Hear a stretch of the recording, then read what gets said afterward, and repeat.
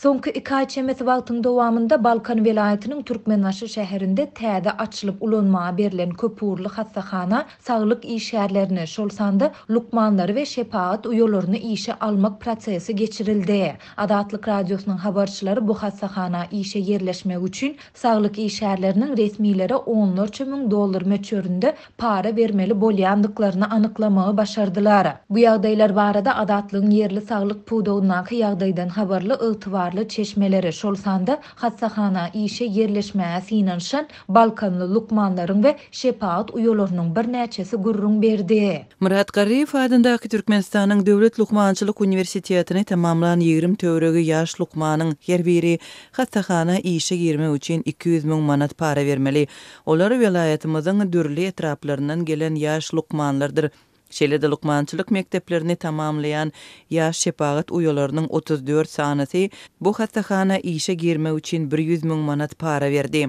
Diýip saglyk puwdawyndaky çeşmämiz aýtdy. Bellesek 200 000 manat ýurduň Merkezi Bankynyň resmi kursunda 57 000 dollardan gowrak. Dollaryň gara bazar narhynda ortaça 11 000 dollara barabar bolýar. Howpsuzlyk aladalar sebäpli anonimlik şertinde maglumat beren çeşmelerimiz we saglyk işgärleri bu usul esasında eýem onlarça lukmanyň we şepaat uýasynyň işe yerleşendigini hem belleýärler. Ýatlasak gurrun edilýän hassahana şu ýylyň 15 aprelinde Prezident Serdar Berdimuhammedowyň gatnaşmagynda uly dawara bilen açylyp ulanmaga berildi. Çeşmelerimiz Türkmenbaşynyň beýleki keselhanalarynda ýa saglyk öýlerinde işleýän onlarça saglyk işgäriniň şolsanda lukmanlaryň we şepaat uýalarynyň hem täze hassahana işe geçendigini aýdýarlar. Ýöne olar bu saglyk işgärleriniň täze işe başlaýan lukmanlar we şepaat uýalary ýaly uly möçörde para bermeli bolmandygyny hem belleýärler. Beýleki keselhanalardan we saglyk öýlerinden işe geçen lukmanlaryň we şepaat uýalarynyň her biri 20 000 manat möçöründe para berdi. Bu resmi kursda 5700 dollara, gara bazaryň narhynda 1100 dollara barabardyr diýip çeşmämiz aýtdy. Onuň sözlerine görä täze işe başlaýan lukmanlardan we şepaat uýalaryndan alynýan paranyň möçörünün köp bolmagyna ýolbaşçylaryň olaryň resmi namalaryny düzetmek üçin beýleki döwlet edaralaryna para bermeli bolýandygy bilen baglanyşykly. Täze işe yerleşjekler üçin täze bank hasaby açylyp, büdjetden täze resmi namalaryň ençemesi doldurulýar. Täze zähmet şertnamasy bolan üçin köp ýere para berilýär. Diýip çeşmämiz belledi. Mundan başga dol täze hassahanyň administrativ bölümünde işlemek üçin işe yerleşjek raýatlardan hem adyndan 40 000 manat möçöründe para alınandygyny sözüne goşdy. Adatlyň baýdylanlar barada gurrun edilýän hassahana bilen habarlaşyp kommentari almak synanşyklary başa barmady. Bu barada Türkmenbaşy şäheriniň we Balkan welaýatynyň saglyk bölümleri bilen hem habarlaşyp bolmady.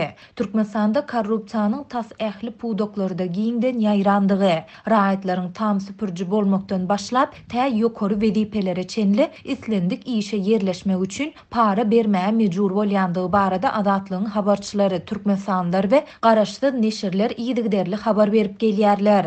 Geçen aýyň ahyrynda Lebap welaýatynyň Daýhan birleşikleriniň ýolbaşçylarynyň kärinde yerlerinde gowaça derek gökbakça önümleri ýaly has girdejili oba hojalyk ekinlerini ösürüp ýetişdirmek isleýän kärenneçilerden onlarça müň manat möçöründe para soraýandygy barada habar berildi. Şeýle-de geçen aýyň 3-nji 10 günlüğünde Lewaplylaryň Türkmenawatda yer edinmek üçin 10 000 dollar para bermeli bolýandygy barada hem maglumatlar gelip gowuşdy.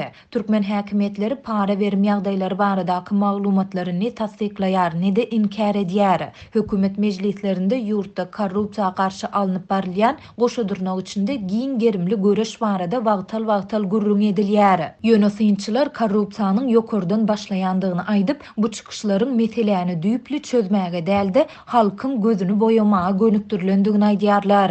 Türkmenistan halkara guramalarynyň korrupsiýa hasabatlarynda ýylyň ýylyna iň ýyzaky orunlary eýleýär. Bu aralykda adatlygyň habarçylary Prezident Serdar Berdimuhammedowyň may aýynyň 15-20 aralygynda Daşowuz welaýatyna sapar etmegine garaşylýandygyny habar berýärler. Olaryň sözlerine görä prezidentiň bu welaýatda täze gurulan köpürli hassahanyň açylyş dawarasyna gatnaşjakdygy aýdylýar.